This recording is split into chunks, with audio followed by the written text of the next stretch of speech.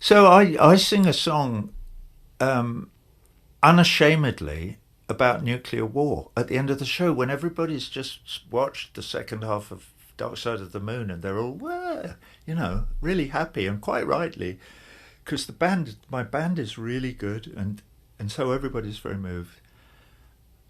I take the risk of saying, there's something that is a lot more important than any of this. We are teetering on the edge of annihilation, and they've arrived at a point in the show then where they go, but they also go, let's listen to what he has to say. And some of them even know the song, which is from the Final Cut, which was the last record I made in 1983 with Pink Floyd.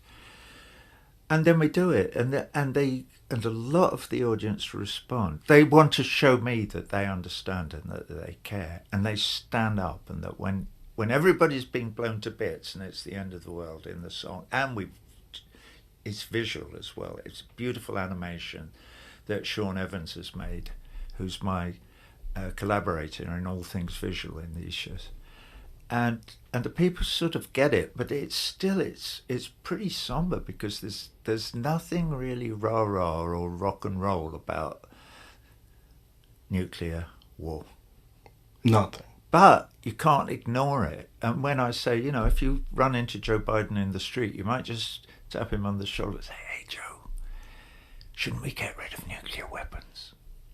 Why not spend our time? Let's talk to Putin about that. And also China. They're all the nuclear power.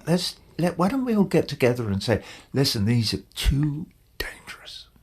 Can we all agree now? We've had them since 1945 and they've done nobody any good.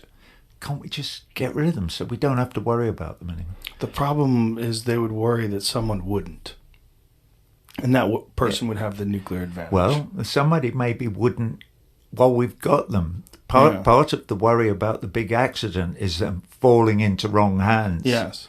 And that's a perfectly legitimate concern in my view. It is. Is it possible, do you think, to put that genie back into the bottle, though? Yeah, of course. It can be done. I think so, yeah. All it requires is the will of the people to persuade.